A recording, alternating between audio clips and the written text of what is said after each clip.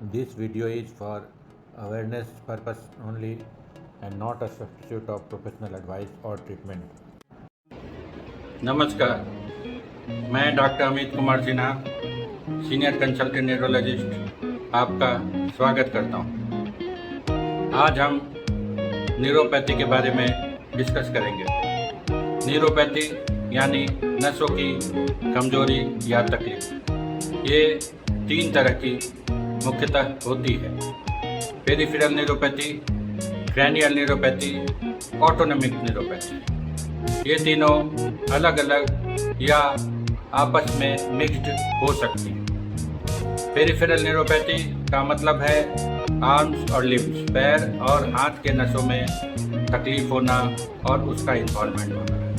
ये मोटर और सेंसरी या मिक्स्ड यानी ताकत की कमी या सेंसेशन की कमी या दोनों हर प्रकार की हो सकती है। कभी कभी ये एक्यूट, इसका मतलब बहुत जल्दी से डेवलप हो जाना, या क्रोनिक, इसका मतलब है कि धीरे धीरे स्टार्ट होना और धीरे धीरे बढ़ना, या सब एक्यूट। ये इस प्रकार से प्रेजेंट कर सकती है।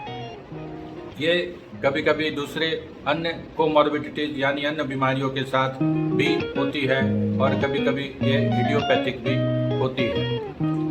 अगर हम पेरिफेरल न्यूरोपैथी की मुख्यतः बात करें तो मोटर न्यूरोपैथी जल्दी प्रेजेंट करता है और कभी कभी ये बहुत तेज़ी से बढ़ता है और पूरे पैर, हाथ और पूरे शरीर को इन्वॉल्व कर देता है। साथ में सांस में लेने में तकलीफ, निगलने में तकलीफ, पानी पीने में नाक से निकल जाना या आवाज़ में तकलीफ, इन सारी चीज़ों की तरह प्रेजेंट करता है। ऐसे मरीज को तुरंत यथाशीघ्र डॉक्टर के पास ले जाना चाहिए जो इसके इलाज में सक्षम हो और उनका शीघ्र जांच करा के इलाज करना चाहिए। जांच में अनेक तरह की जांचें होती हैं जो डॉक्टर सुझाव देते हैं।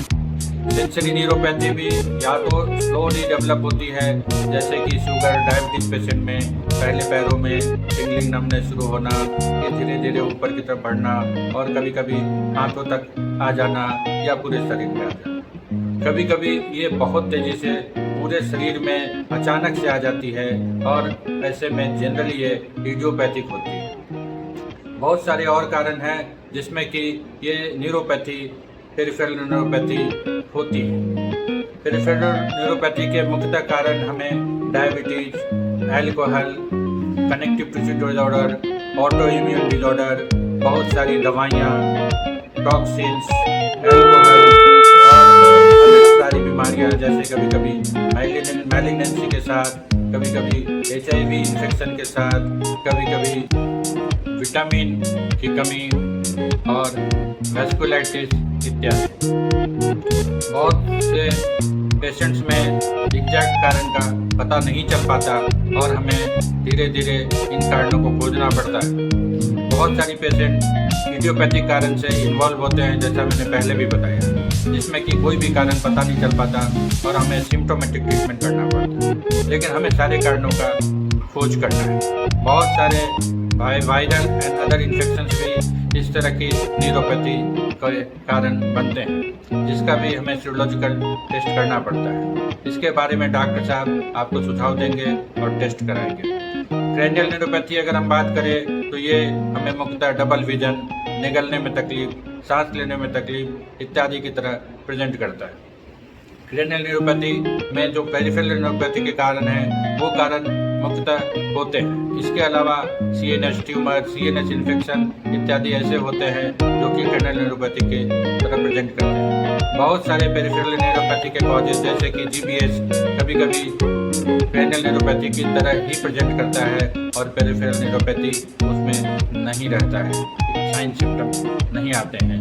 कभी कभी GBS में प्योर सेंसरी, इसका मतलब कोई में मोटर वीकनेस नहीं रहेगी और पेशेंट बिल्कुल सेंसिटिव की तरह ही प्रेजेंट करेगा। सेंसेशन में अचानक से तकलीफ और लड़खड़ाहट, इन दोनों की तरह ही प्रेजेंट कर सकता है। तो ये कारण अलग अलग हो सकता है। बहुत सारे GBS में केवल ऑप्थल्मोप्लेजिया, इसका मतलब आंखों के मूवमेंट में कमी, ऐसा भी प्रेजेंट करता है। बहुत से विटामिन डिफिशिएंसी, मुख्यतः अल्कोहल और माल न्यूट्रिशन और इंसेफ्लोपैथी में पेशेंट चले गए, उसमें भी ऑप्थल्मोप्लेजिया हो जाती है। तो हमें कारण को ढूंढना पड़ता है, उनके हिस्ट्री और उसके हिसाब से इन्वेस्टिगेशन करके और उसको एसर्टेन करके ट्रीटमेंट करना पड़ता है। ऑटोनोमिक न्यूरोपैथी कुछ डिफरेंट तरह से प्रेजेंट करती है। जैसे कि ऑटोनोमिक का मतलब यह है कि ये वॉलंटरी कंट्रोल में नहीं है, ये अपने आप कंट्रोल होती है, जिसमें मुख्यतः दो सिंड्रोम्स होते हैं, पैरासिम्पैथेटिक और सिम्पैथेटिक। जिसमें हमें अगर हम ये देखें, जैसे पैरों में सूजन आ जाना, हमें सेक्सुअल प्रॉब्लम होना, या यूरिन में प्रॉब्लम हो जाना, या कॉन्स्टिपेशन होना, या डिस्फेजिया होना, या सांस में तकलीफ होना, या हमें धड़कन बढ़ जाना, टैकीकार्डिया जिसको कहते हैं रेस्टिंग टैकीकार्डिया होना, या कोल्ड फीट पैर बिल्कुल ठंडे हो जाना, या हाथों में कंपन होना, या आंखों से दिखने में थोड़ी तकलीफ होना इत्यादि होते हैं।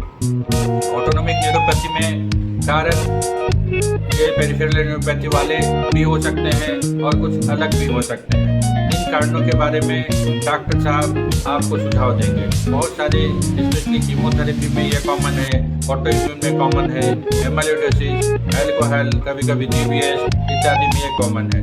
जैसे पार्किंसन डिजीज में भी ऑटोनोमिक न्यूरोपैथी इन्वॉल्व हो जाता है, डायबिटीज में भी ये इन्वॉल्व हो सकता है। तो बहुत सारे कारण हैं जिसके बारे में हमें वन बाय वन सोचना पड़ेगा और देखना पड़ेगा और उसके बारे में समुचित इलाज करना पड़ेगा।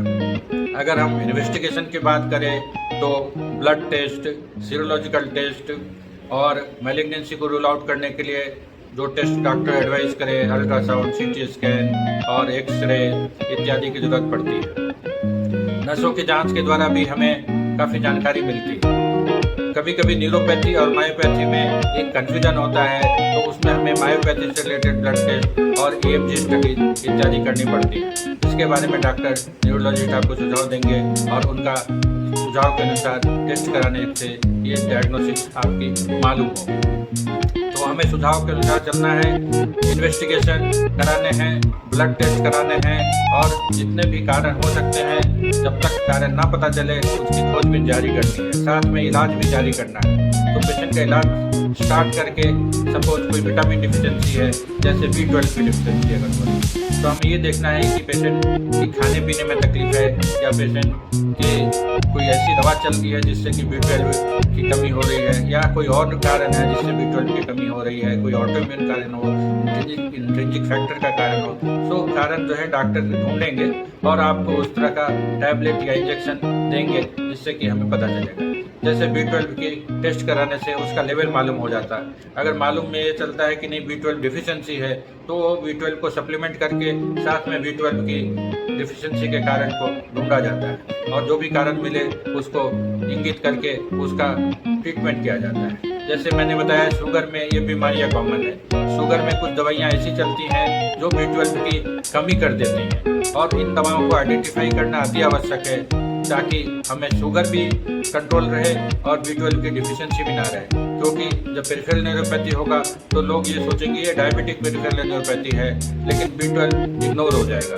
लेकिन हमें पता है कि कुछ कारण ऐसे हैं, कुछ दवाइयाँ ऐसी हैं जो B12 की कमी कर सकती हैं, तो हमें उन दवाइयों को से बचना होगा, उनको चेंज करके दूसरी दवाइयाँ देनी होंगी जिससे कि हमारा शुगर भी कंट्रोल रहे और हमारी न्यूरोपैथी भी कंट्रोल रहे और हमारी B12 की लेवल भी नॉर्मल रहे।